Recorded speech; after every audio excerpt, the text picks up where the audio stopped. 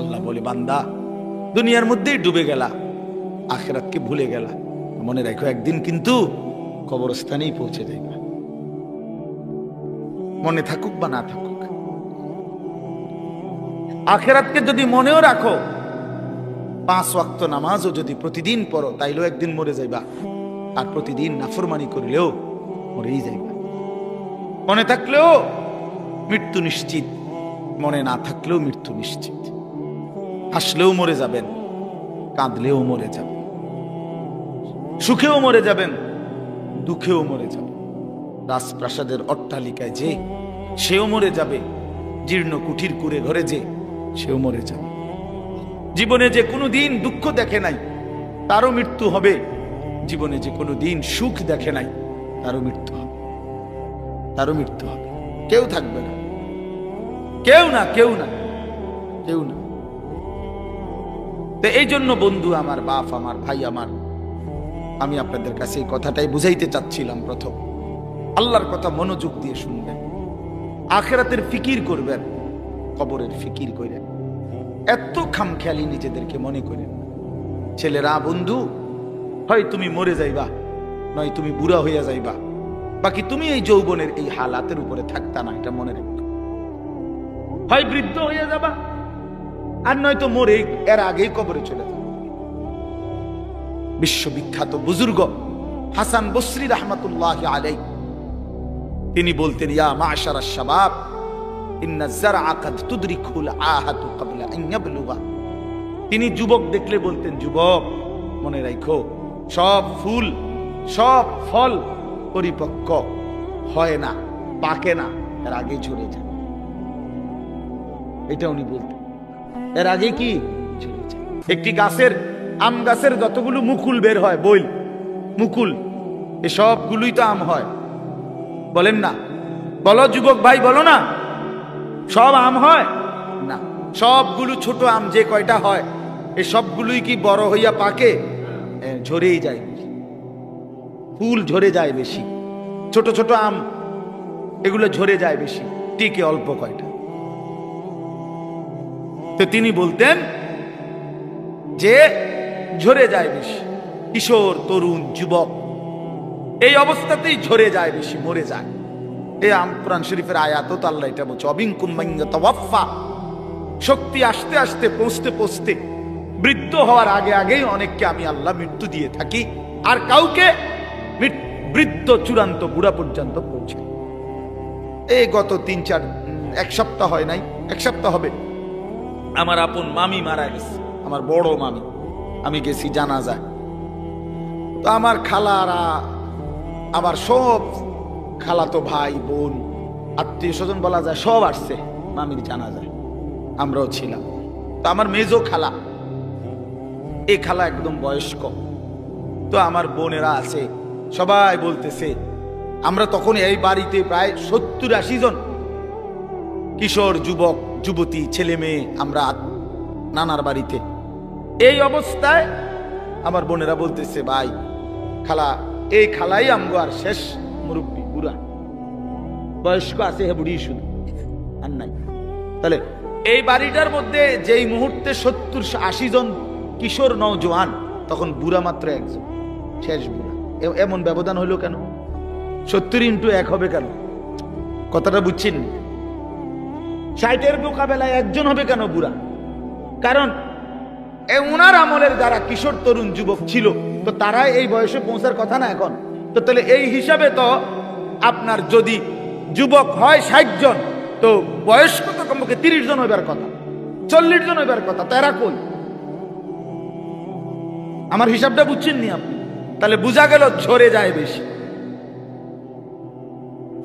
চলে যায় বেশি, থাইকা যায় অল্প, থাইকা যায় অল্প। পুরা বাড়ির মধ্যে দাদা একজন, 10 বাড়ি মিললে বুড়া মিয়া কি 1 জন 2 জন, কিন্তু নওজোয়ান অনেক, নওজোয়ান অনেক। এই জন্য আপনাদের কাছে আমাদের এটাই কথা। আমি যে সূরাটা পড়ছি, এবার সূরাটার তরজমা শুনেন। এই মূল বক্তব্য এই কথাটা বুঝানো। আল্লাহ তাআলা এই কথাটা বারবার কোরআনুল কারীমের মধ্যে বুঝাইতে চাইছে, বান্দা বিশ্বাস করো, বান্দা যে অবস্থাতেই তুমি থাকো, খেয়াল করো আর না করো, বুঝে থাকো আর না থাকো, তুমি কিন্তু থাকতা না। তোমার আমি রাখতাম না বান্দা। আমার চূড়ান্ত অনুগত হইলেও রাখতাম না, চূড়ান্ত নাফরমানি করলেও কি রাখতাম, কোন অবস্থাতে থাকতা না তুমি। এটা হলো শেষ কথা, তুমি এটা মনে রাখবে। তুমিও থাকবা না, সৃষ্টি জগতও থাকবে না। তোমারও মৃত্যু হবে, গোটা কায়নাতেরও মৃত্যু হবে।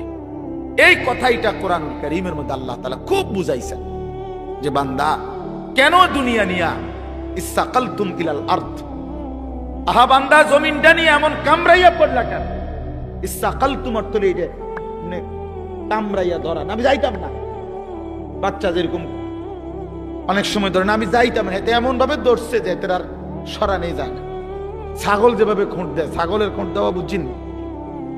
ছাগল যে এরকম পাও দিয়া খোঁট দিলে বাপরে বাপ, আরেক ছাগল দিয়েও এদের সরা যেত না। বহুত আমার জীবনে একবার ছোট বোন, ওই চানলা, ব্রনফারা চানলা একটা জায়গা আছে, এই চানলা আমার বোন বিয়ে দিছি, ছোট বোন। তো কোরবানির ঈদের সময় মায় 2 দিন আগে আমারে কইছে যে টাকা দিছে, চানলার পাশে একটা জায়গা আছে 60 বাজার, ওইখান থেকে খাসি কিনা দিতাম, মানে বোনের শ্বশুর বাড়ি কিনা দিতাম আর ঈদ কোরবানি উপলক্ষে। তা আমি বোনের শ্বশুর বাড়ি গিয়ে তালুইরে নিয়া বলছি চলেন একটা খাসি কিন তালুই।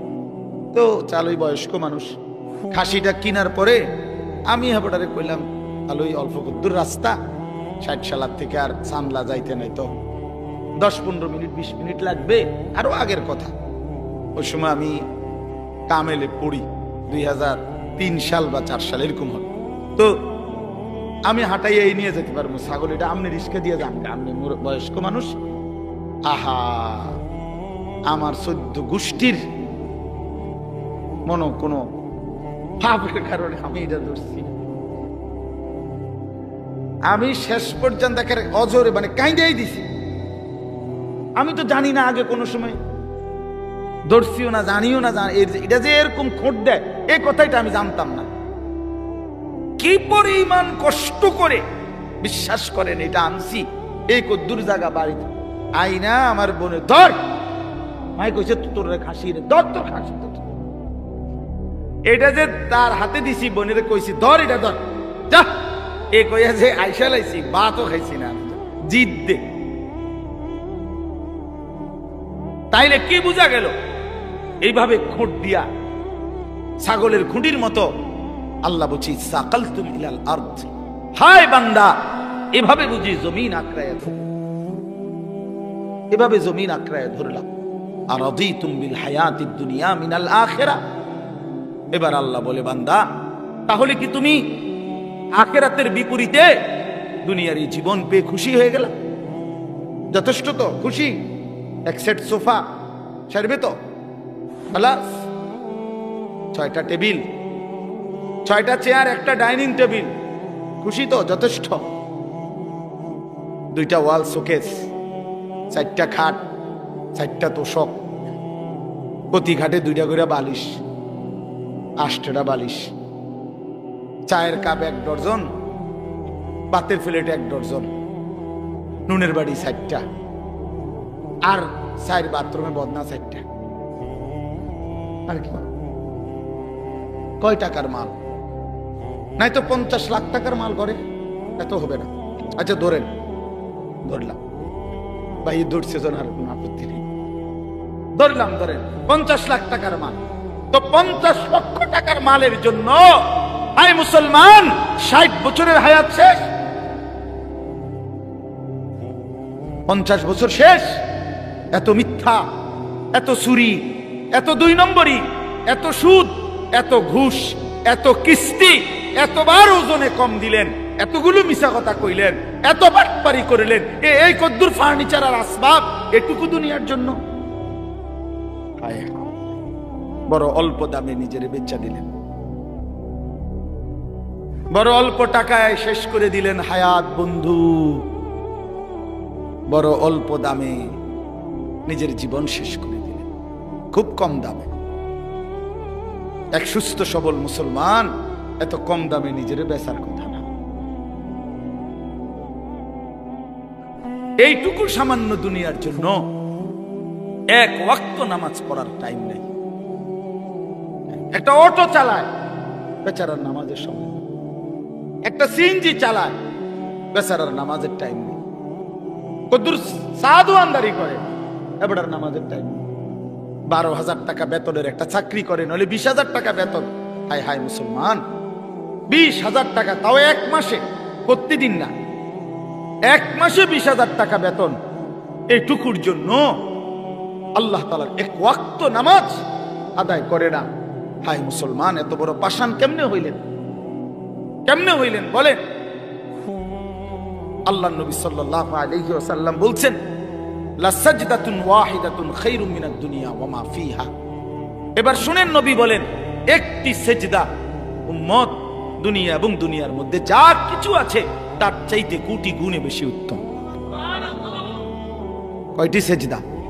এক সেজদায় কয় রাকাত? এক রাকাত না। এক সেজদা দিলে কি এক রাকাত? এক রাকাত না, একটাই সেজদা। লা সাজদাতুন ওয়াহিদাতুন, একটি সেজদা। আল্লাহর কসম নবীজি বলছেন, বুখারী মুসলিমের হাদিস, আল্লাহর নবী বলছে, 4টা কালেমা একবার বলা, একটা কালেমা আপনি বলেন, সুবহানাল্লাহ, আলহামদুলিল্লাহ, আল্লাহু আকবার, লা ইলাহা ইল্লাল্লাহ। রাসূলুল্লাহ সাল্লাল্লাহু আলাইহি ওয়াসাল্লাম বলেন, এই 4টি কালেমা একবার বলা পৃথিবীর যত কিছুর উপরে সূর্যের আলো পড়ে সবটার যা দাম, আমি রাসূলের কাছে তার চাইতে বেশি দাম।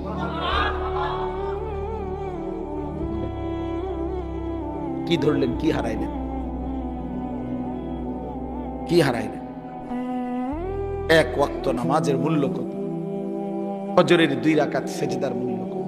রাসূলুল্লাহ সাল্লাল্লাহু আলাইহি ওয়াসাল্লাম বলছে, রাকাআতুল ফজর খায়রুম মিনাদ দুনিয়া ওয়া মা ফিহা।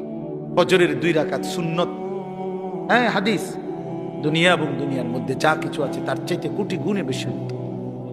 তো ফজরের ফরজ 2 রাকাত, এটা তো আরো আছে, এটা তো রই কতটা বেশি। কুল মা ইনদাল্লাহি খায়রুম মিনাল লাহবি ওয়া মিনাত তিজারা। কোরআন শরীফ আছে, একবার জীবনে সাহাবীরা প্রথম দিকে নবীজি সাল্লাল্লাহু আলাইহি সাল্লাম জুমার খুতবা দিচ্ছিলেন।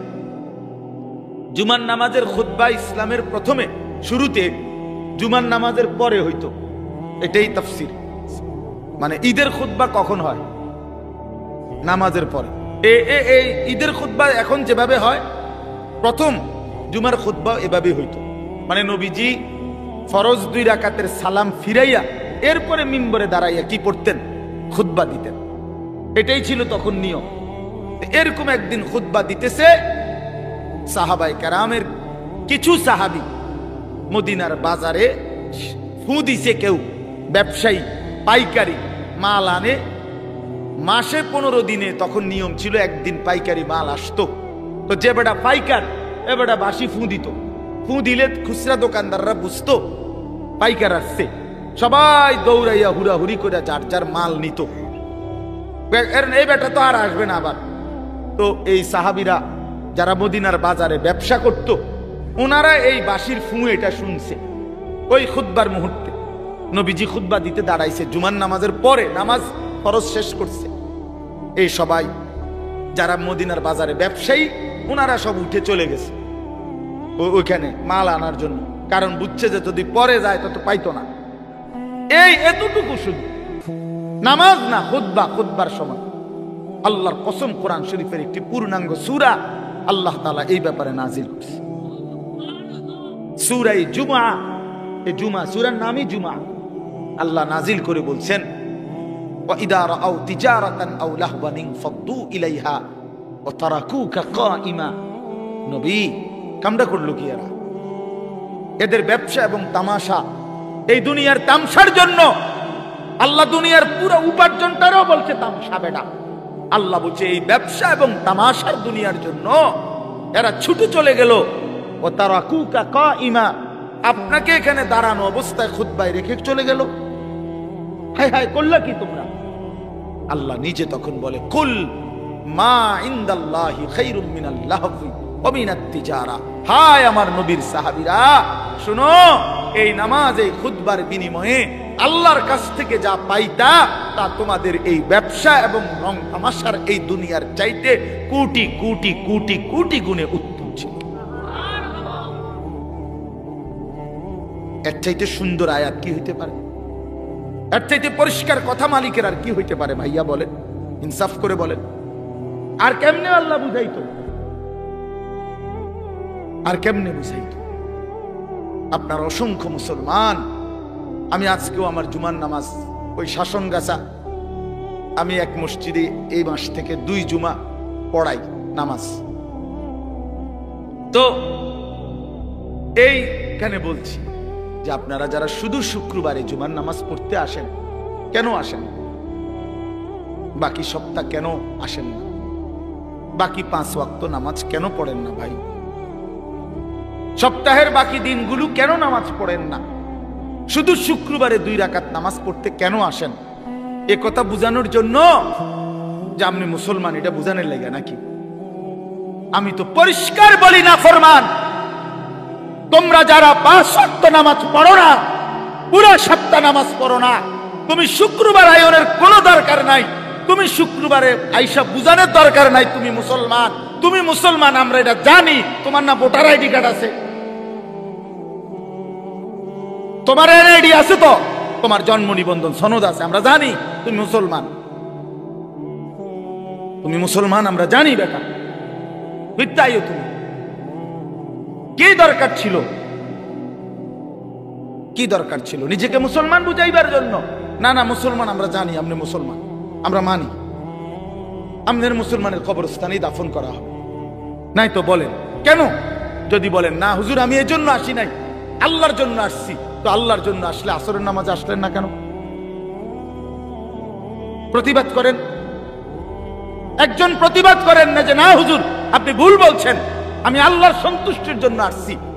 তো আল্লাহর সন্তুষ্টির জন্য আসলে ফজর কই, জোহর কই, আসর কই, মাগরিব কই, এশা কই, শনিবার, রবিবার, সোমবার, মঙ্গলবার, বুধবার, বৃহস্পতিবার, সে এই সপ্তাহের এই দিনগুলো মালিককে মনে করেন না কেন?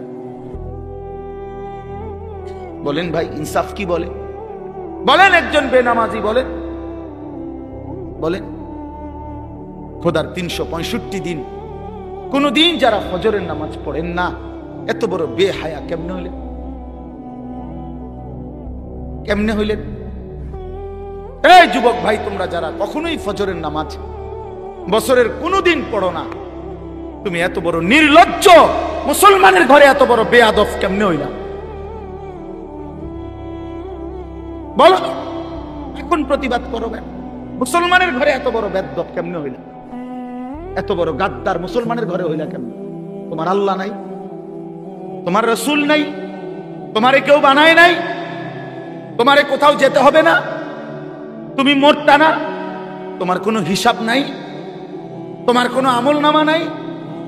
কি মনে করছো তুমি? এই মোবাইল, হ্যাঁ, এই বেড়ি, নর্তুকি, নারী, ছবি, উলঙ্গ দৃশ্য, আর এই ভাত তরকারি, পেশাব পায়খানা আর ঘুম, খালাস, এরই নাম জীবন? এ তো জানোয়ারের জীবন। এ তো কুকুর, বিড়াল, হাইওয়ান, জানোয়ার, গরু, ছাগল, ওরাও তো খায়, ঘুমায়, পেশাব পায়খানা করে, ওদেরও তো যৌন চাহিদা পূরণ হয়। প্রিয় বন্ধু, গরু ছাগলের তো, কুকুর বিড়ালের তো বাচ্চা হয়। তো বাচ্চা যেহেতু হয়, এটাই তো প্রমাণ করে এদের যৌন চাহিদা পূরণ হয়, নয়তো এ কেমনে বাচ্চা হয়? জানোয়ারের বাচ্চা হয় কেমনে তাহলে? ইনসাফ করেন, বিবেককে বলেন। আপনার স্ত্রী বেপর্দা, তা আপনার আত্মসম্মান কই রইল? আপনার মেয়েটা বেপর্দা, হ্যাঁ, আপনি বুঝেন না এটা? 8-7 কাপড় পরে আপনার মেয়ে কোথায় যায়? 14 বছরের, 16 বছরের, এই 18 বছরের এই উপযুক্ত কন্যা 8-7 কাপড় পরে কোথায় বের হয়, কাকে দেখাইতে যায়? আপনি বুঝেন না? বেশিরা খান, আপনি হুদা বন খান, আপনি ভাত খান না? এতটুকু হায়া যে বাপের নাই, তো তুমিও তো বেহায়া, তোমার মেয়েও তো বেহায়া। যে স্ত্রী বেহায়া, স্বামীও বেহায়া, স্ত্রীও বেহায়া, দুজনেই তো বেহায়া বেটা তোমরা। বলে আত্মসম্মান থাকলে, আত্মমর্যাদা থাকলে, পৌরুষ থাকলে, আমি বাইচা থাকতে আমার বউ বেপর্দা হবে বেটা, তো আমি বাইচা রইলাম কেন? আমি বাইচা থাকতে আমার মেয়ে বেপর্দা, তো আমি বাপ কিসের? আবার আমার বাপ কিসের? আমি স্ত্রী সন্তানের মধ্যে যদি দিন না থাকে, বিবি বাচ্চার যদি আখিরাত না থাকে বন্ধু, তো আল্লাহ তাআলা আমাদেরকে সংসার কেন দিলেন? পরিবার কেন দিলেন? স্ত্রী সংসার কেন দিলেন আমাদেরকে? যে নারী থেকে এত কিছু ভাবে উপকৃত হইলেন 40 বছর, সেই নারীকে এভাবে জাহান্নামের হাতে ছেড়ে দিলেন, এভাবে ছেড়ে দিলেন। ফিকির করেন, সিদ্ধান্ত করেন, কেমনি কি করবেন, ফয়সালা করেন। এই পৃথিবীতে প্রত্যেক মানুষের সামনে যখনই যে কোনো সমস্যা তৈরি হয়, সে তো প্রতিটা সমস্যার সমাধানের জন্য কোনো না কোনো কৌশল বের করে না? তো এর জন্য বাইর করেন, আপনি বুদ্ধি বাইর করেন, আপনি পরামর্শ করেন যে হুজুর আমার স্ত্রী বেপর্দা, আমি কি করতে পারি? আমার মেয়ে বেপর্দা, আমি কি করতে পারি? আমার ছেলে কোনোদিন ফজরের নামাজ পড়ে না, আমি কি করতে পারি? কোনো সমাধান নাই। ইসলামে কি কোনো সমাধান নাই? আল্লাহর কোরআনে কিছু নাই এ ব্যাপারে? তো আছে, তো আছে, তো আপনি সিদ্ধান্ত নেন, আপনি এগিয়ে আসেন, নিজেকে বাঁচান, বউ বাচ্চাকে বাঁচান, স্ত্রী সন্তানকে বাঁচান। খাট পালং আর সোফা ফার্নিচার এডি কইেন না, এডি কইেন, এডি হুদা, এডি থাকবে না। সোফা পুরান হয়ে যায়, ফ্রিজ ডিস্টার্ব করে, আমি 3 বার বদলাইছি। ওয়াশিং মেশিন কিনছি, এইটা একবার দামি কোম্পানির, এটার ডিস্টার্বের যন্ত্র নাই, কুচিটা হালাই দো, লাত্তি দিয়ে হালাই দো, ফালতু জিনিস একটা। তাইলে কি বুঝা গেল? দুনিয়া কোনটাই জমাইয়া আপনি স্থায়ী হবে না, এটা ডিস্টার্ব করুন, ঠিক কিনা বলেন না কেন? তো শুধু শুধু শুধু শুধু বললেন কেন, করলেন কেন? বাথরুমের প্লাস্টিকের দরজা এডি শুধু ভেঙে যায়, বলেন ঠিক নাই? যে প্লাস্টিকের দরজা যত জায়গায় দেখবেন, সিটকারি ভাঙ্গা, নাহলে এন্দিয়া গুদ্দুর ভাঙ্গা, এন্দিয়া সিটকারি লাগে না, সদর বদর। তো দুনিয়া তো একটা ফালতু জিনিস। 4 কোটি টাকার বড় লোকের বাড়িতে আমি গেছি, ডুপ্লেক্স বাড়ি, বাথরুমের দরজার সিটকারি নাই। সিটকারি আছে মানে ওই বল্টুটা নাই, শুধু এই জিডের মধ্যে সিটকারিটা লাগায়, এই কদ্দুর জায়গাটা নাই। আমি বসুন কেমনে? এই বাথরুমে আমি বসলে কেউ যদি দরজাটা ঠেলা দেয়, বলেন?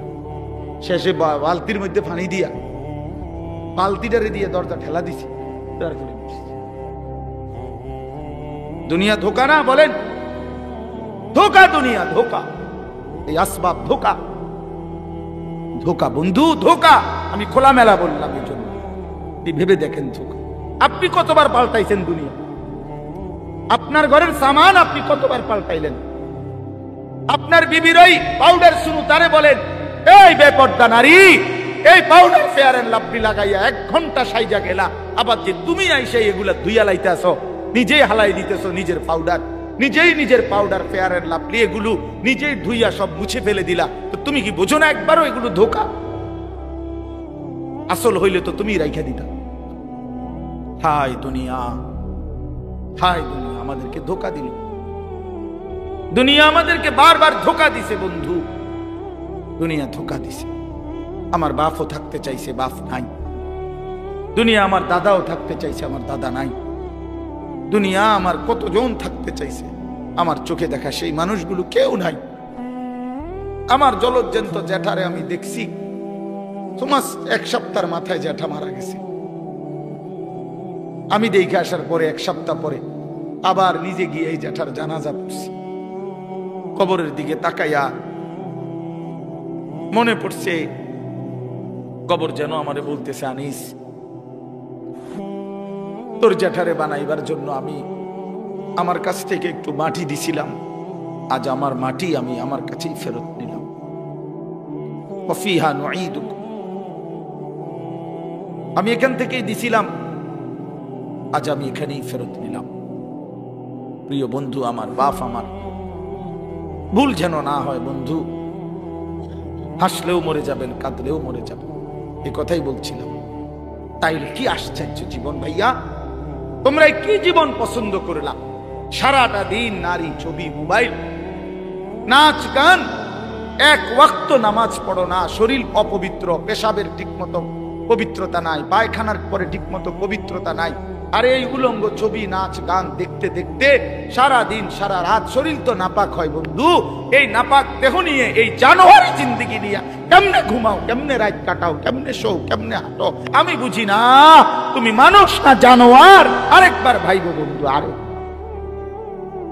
বেহায়া সন্তান, বেপর্দা নারী, বেহায়া কন্যা, আরেকবার মানুষ না জানোয়ার। আল্লাহ আমাদেরকে মাফ দেন। তো আল্লাহ তাআলা বলেন, বান্দা নবী রাসূলুল্লাহ সাল্লাল্লাহু আলাইহি সাল্লামকে বলছে, বন্ধু আপনি কি জানেন সেই বিকট আওয়াজটা কি? সেটাই কিয়ামত। সব ভাঙবে, সব ভাঙবে। মানে কি মনে হয় এটা হইবে নি? আসলে কথা বলেন না কেন? ছেলেরা বলো না ভাইয়া, হবে এটা? 100 কিয়ামত, পৃথিবী ধ্বংস হবে। কারণ আল্লাহ তাআলার কোন কথা বন্ধু শত্রু কারো কাছেই ভুল প্রমাণিত হয় না, বুঝেন নাই? মানে আমরা ইমানদার, আমাদের গবেষণা তো কোরআনের সব কথা সঠিক, সমস্ত কাফের মুশরিক বেঈমানদের গবেষণাতেও কোরআনের সব কথা সঠিক। তার মানে কি, বন্ধু শত্রু সবার কাছেই কোরআন কি সঠিক। রাসূলুল্লাহ সাল্লাল্লাহু আলাইহি সাল্লামের জিন্দেগীর 23 বছরের একটা সুতা, 23 সেকেন্ড বন্ধু শত্রু সবার কাছেই সর্বশ্রেষ্ঠ।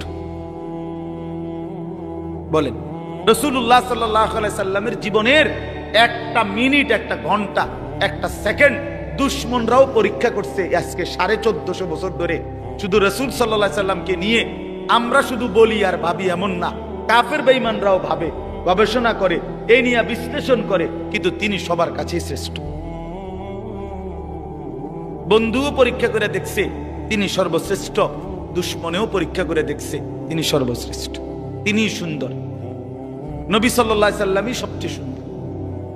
তার সব কথাই সঠিক, তার সব কথাই যৌক্তিক, তার সব নড়াচড়া পর্যন্ত সর্বাধিক সুন্দর, সবচেয়ে স্মার্ট, সবচেয়ে সুন্দর। তিনি হাসলেও সুন্দর, তিনি কাঁদলেও সুন্দর। নবী সাল্লাল্লাহু আলাইহি সাল্লাম কথা বললেও সুন্দর, চুপ থাকলেও সুন্দর। চুপ থাকল, নবীজির বহু সাহাবীরা আছেন, নবীজি যখন চুপ থাকতেন, কথা বলতেন না, তখনও ওনার দিকে তাকায় থাকতেন। নবীজি জিজ্ঞেস করছে কোন কোন সাহাবীকে, কি দেখো? আবার দি যাও গা, কথাও পাও না কিছু। এক কালো হাবশী সাহাবী একদিন বলছিল, ইয়া রাসূলুল্লাহ, আমি তো কালো মানুষ, যখনই মনটার মধ্যে কোনো কষ্ট লাগে, ব্যথা লাগে, দুঃখ লাগে, দুনিয়ার তেমন কিচ্ছু আমার নাই, তো মনটায় কষ্ট লাগলে, অস্থিরতা লাগলে দৌড়াই আপনার কাছে আসি, আপনার ওই পবিত্র চেহারার দিকে তাকাই, সব ভুলে যায়,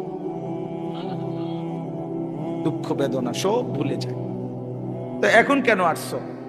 বলছি, ইয়া রাসূলুল্লাহ, আজকে একটা কথা বলতে মন চাচ্ছে। এই সাহাবী, তাফসীরে আছে সূরা নিসা,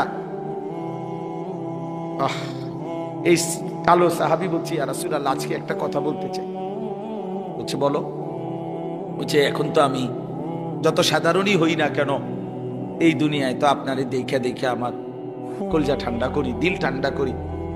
হাসরের ময়দানে তো আপনি চলে যাবেন অনেক ঊর্ধ্বের জান্নাতে, আর আমারে যদি আল্লাহ জান্নাত দেয়ও, দিব সাধারণ যে কোনো একটা জান্নাতে দিতে পারে, আপনার লগে তো আর দিত না, আপনি তো অনেক ঊর্ধ্বের, আপনি চলে যাবেন। এখন আমার জানার বিষয় হলো, আমি যদি জান্নাতে গিয়া আপনারে না দেখি, খোদার কসম নবী, ওই জান্নাতে থাইকেও তো আমি আরাম পাইতাম না।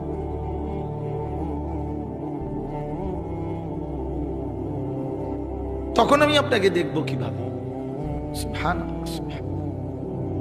আল্লাহ তাআলা বলেছেন, ওয়া মান ইউতি'আল্লাহা ওয়ার রাসূল ফাউলাইকা মা'আল্লাযীনা আন'আমা আল্লাহু আলাইহিম মিনান নাবিয়্যিনা ওয়াস সিদ্দীকিন ওয়াশ শুহাদা ওয়াস সালিহিন। বন্ধু, আমি ওয়াদা দিলাম আমি আল্লাহ এবং আপনি রাসূলের পূর্ণ আনুগত্যের হক যে আদায় করবে, অনুসরণ করবে আপনাকে 100% 100% আমি আল্লাহ আপনার সাথেই তাকে থাকতে দেব। কেমনে আমি বুঝ করবো? আপনি ওরে কইয়া রাখেন। নবী সাল্লাল্লাহু আলাইহি ওয়াসাল্লাম ওই হাবশী সাহাবীকে বলছে, আল্লাহ রাসূলের আনুগত্য যদি পূর্ণ করতে পারো, ওয়াদা দিছে মালিক তুমি আমার সাথেই থাকবা। সাহাবী চিৎকার দিয়া ওইখানেই ইন্তেকাল করছে। निकल जाए दम तेरे कदमों के नीचे, यही दिल की हसरत, यही दिल की आरज़ू है। এটা উর্দু শের আর কি। অর্থ হলো, হে প্রিয়তম, তোমার কদমের নিচে জীবন দিলাম, এই ছিল আমার আরজু, এই ছিল আমার আকাঙ্ক্ষা, আমার তামান্না, দিলের আশা ছিল এই, আল্লাহ রসুলের কদমের নিচে জীবন দিয়ে দিছে। নিকল যায় দম तेरे कदमों के नीचे, यही दिल की हसरत, यही दिल की आरजू है। এটাই দিলের তামান্না। আল্লাহ আমাদেরকে নবী সাল্লাল্লাহু আলাইহি সাল্লামের অনুসরণের মতো ভালোবাসা দান করেন। তো আল্লাহ তাআলা বলেন, ইয়াউমা ইয়াকুনুন নাসু কাল ফারাশিল মাবসুস। আল্লাহ বলেন, বন্ধু, সেই ইসরাফিলের ফুম হলে, এই বিকট ধ্বনিতে যখন সব ভাঙতে শুরু করবে, তখন সবগুলো মানুষ বিক্ষিপ্ত পতঙ্গের মতো ছুটাছুটি করে যে যেখানে গিয়ে পড়বে সেখানেই মরবে।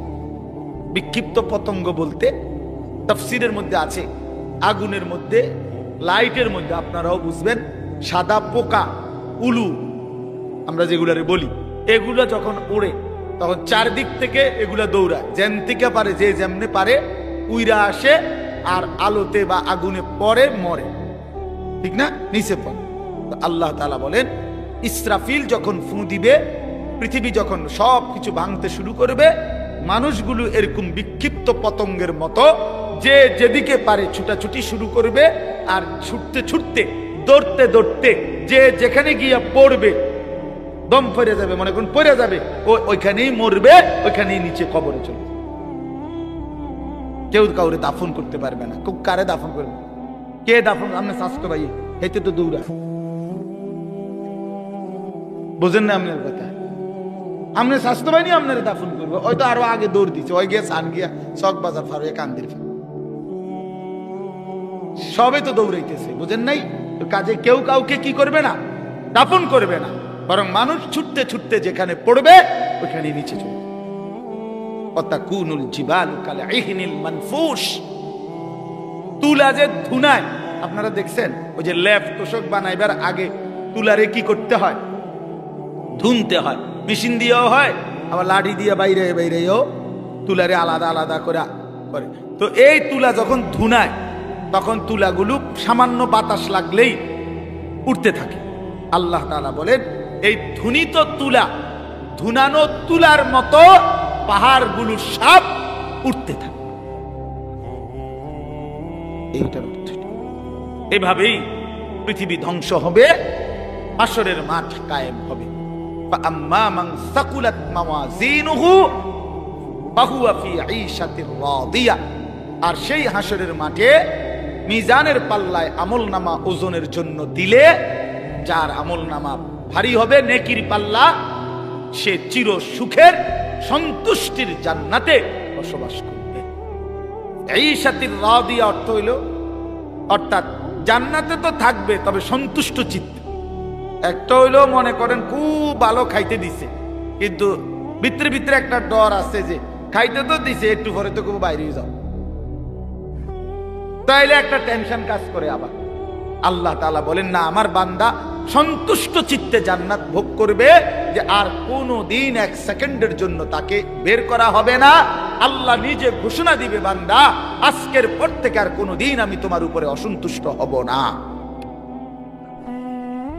ওয়াম্মা মান খাফফাত মাওয়াজিনুহু, এই শেষ কথা শুনেন, আর যার আমল নামায় নেকির পাল্লা হালকা হবে, গুনাহ ভারী হবে, ফা উম্মুহু হাবিয়া, তার ঠিকানা হাবিয়া নামক জাহান্নাম। হাবিয়া জাহান্নাম, যে সাতটি, এই সাতটি জাহান্নামের একটির নাম হলো হাবিয়া। কি নাম? ওয়ামা আদরাকা মা হিয়া, আল্লাহ তাআলা নিজে বলেন, আহা, নবীজিকে বলতেছেন, বন্ধু জানেন ওই হাবিয়া জাহান্নামটা কেমন ভয়ানক, এটা কেমন? আল্লাহ নিজে বলতেছেন নারুন হামিয়া, সেটা অত্যন্ত প্রচন্ড জ্বলন্ত ধাউ ধাউ করে জ্বলা আগুন, হাবিয়া, সেখানে ছেড়ে মারা হবে, নাফরমানকে সেখানে ফেলা হবে। এখানে দুইটা কথা শুনে, এক নাম্বার হলো এই আয়াতের তাফসিরে এই নারুন হামিয়া, হাবিয়া জাহান্নামটা প্রচন্ড উত্তাপওয়ালা আগুন, এই কথাটার ব্যাখ্যা দিতে গিয়ে প্রিয় নবী সাল্লাল্লাহু আলাইহি সাল্লাম বলছেন, তাফসিরে কুরতুবিতে আছে, নবীজি বলছেন নারুকুম হাদিহি জুজউম মিন 70 জুজআম মিন নারি জাহান্নাম। কথাটা শেষ খেয়াল করেন, নবীজি এরকম সাহাবীদেরকে বলতেছে, শোনো, তোমাদের যেই দুনিয়ার আগুন, এই দুনিয়ার আগুন জাহান্নামের আগুনের 70 ভাগের 1 ভাগ। তার মানে তোমাদের এই দুনিয়ার আগুনের চাইতে আরো 69 গুণ বেশি উত্তাপ তাপ জাহান্নামের আগুন।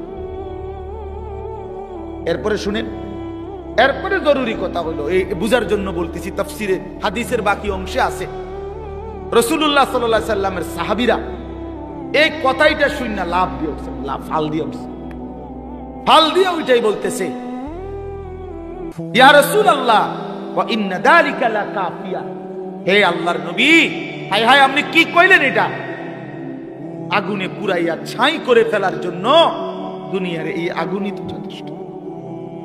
লাকাফিয়া অর্থ হলো এটাই তো সারে। আল্লাহর নবী সাল্লাল্লাহু আলাইহি সাল্লাম বলেন, তাহলে বুঝো হায় উম্মত, এর চাইতে আরো 69 গুণ বেশি আগুনের তাপ কেমন। এই আগুন যদি তোমাদের কাছে এমন মনে হয়, আমি কুমিল্লা মেডিকেল কলেজে একবার, এই কুসাইতলি জীবনে একবার একজন আগুনে পোড়া লোককে দেখতে গেছিলাম, আমার পরিচিত।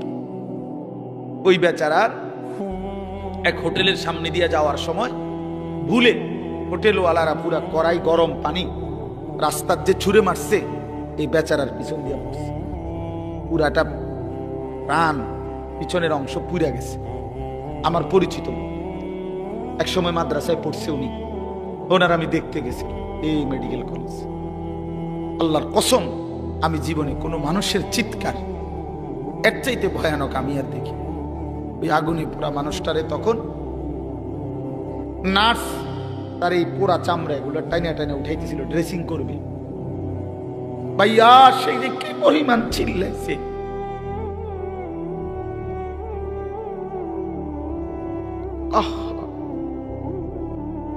এমন চিৎকার, তার মানে এগুলো যে ছিপতেছে, পোড়া চামড়া এগুলো উঠাইতেছে। তাহলে বলেন, রাসূলুল্লাহ সাল্লাল্লাহু আলাইহি ওয়াসাল্লাম বলেন, তোমাদের এই আগুনের চাইতে আরো 69 গুণ বেশি গরম, সেটা কি হবে? আল্লাহ আমাকে মাফ করুন। আর একটা কথা হলো, যুবক ভাই, তোমাদের কাছে এখানে একটা শব্দ আছে, ফা উম্মুহু হাবিয়া, ফা উম্মুহু হাবিয়া। উম্মুহু এই শব্দের দুই অর্থ, এক অর্থ হলো ঠিকানা, ফা মাওয়াহু, তার ঠিকানা জাহান্নাম। আরেকটা অর্থ আছে, এই তাফসিরে আছে, ইয়াহবি রাসাহু, তাফসিরের মধ্যে লিখছে, অর্থ হইল যখন আমলনামা হালকা হবে, গুনার পাল্লা ভারী হবে, তখন এই ফেরেশতা আল্লাহর কসম মাথার সামনে এই চুলের অগ্রভাগ কাপ করে ধইরা, চুল ধইরা, ইয়াহবি রাসাহু, এই তার মাথা ধইরা, চুল ধইরা, তারে ফেরেশতা একটা টান দিয়া দাঁড়ানোর থেকে মাটিতে ফেলে দিবে। একটা টান দিয়ে মাটিতে ফেলেই একটা লাথি দিয়া জাহান্নামে ফেলে দিবে। এই জন্য দোস্ত, এই মডেলিং, এই চুল রেডি রাখো। এই যে পাঙ্কু চুল, এই বাহারি চুল রেডি রাখো হাসরের ময়দান পর্যন্ত, যাতে করে জাহান্নামের ফেরেশতা ধরতে সুবিধা হয়, ধরতে সুবিধা। কার থেকে দেখা মুসলমানের নওজওয়ান এই চুল শিখলা, কার থেকে দেখা, কার থেকে দেখা? ইহুদির মডেল, খ্রিস্টানের মডেল, হিন্দুর মডেল, বৌদ্ধের মডেল, নাস্তিকের মডেল, মুরতাদের মডেল, আল্লাহদ্রোহী দুশ্মনের মডেল ছাড়া আর কি এগুলো? তার মানে ওরা তো নিজেই জানে ওদের ঠিকানা জাহান্নাম। তো জাহান্নামীদের সাদৃশ্য যার, তো তার চুলতে এমনই হবে, তার চুলতে এমনই হবে। এটা তো এতটুকু বোঝা উচিত, এতটুকু তো বোঝা উচিত। কোরআন শরীফে আছে, আমি এখন দেখাই। এই যে আল্লাহ তাআলা বলছেন ইন্নাল্লাযীনা কাফারু, ওই ভাই শুনতেছেন আপনারা? ইন্নাল্লাযীনা কাফারু মিন আহলিল কিতাবি ওয়াল মুশরিকিনা, নিশ্চয়ই যারা আহলে কিতাব, ইহুদি খ্রিস্টান বেঈমান এবং যারা মুশরিক, তাদের সকলেই ফি নারি জাহান্নামা খালিদিনা ফিহা। হ্যাঁ, ওমাইটা কোরআন শরীফের আয়াত, ঠিক নি মানে ঠিকের উর্ফি দিয়ে কিতা আরো এটা কর। এটা কিসের আয়াত? কোরআন শরীফের আয়াত। ফি নারি জাহান্নামা খালিদিনা, আরো রইছে ভাইয়া, এই আরো রইছে উলাইকা হুম শাররুল বারিয়া। আল্লাহ তাআলা বলেন ওদের ঠিকানা হবে চিরস্থায়ী জাহান্নাম, আর ওরাই হলো শাররুল বারিয়া, আল্লাহর সৃষ্টির সর্বনিকৃষ্ট জীব, সর্বনিকৃষ্ট শাররুল বারিয়া, শাররুল বারিয়া। এজন্য জামাতে, লেবাসে, পোশাকে, চেহারাতে, চুলে, সামনের দিক দিয়া, চুলের দিক দিয়া, শরীরে, পোশাকে মনে রাখেন বেঈমানের সাদৃশ্য যারা ধারণ করে আছেন, নিজের হিসাব মিলাইয়া নিয়ে। দুইয়ে দুইয়ে 4 হয়, 4-এ 4-এ 8 হয়, 8 দুগুণে 16। বুঝেন নাই নাকি? 2-এ 2-এ 6, এমনি মিলাইয়া, হিসাব মিলাইয়া। উলাইকা হুম শাররুল বারিয়া, ওরা সর্বনিকৃষ্ট জীব।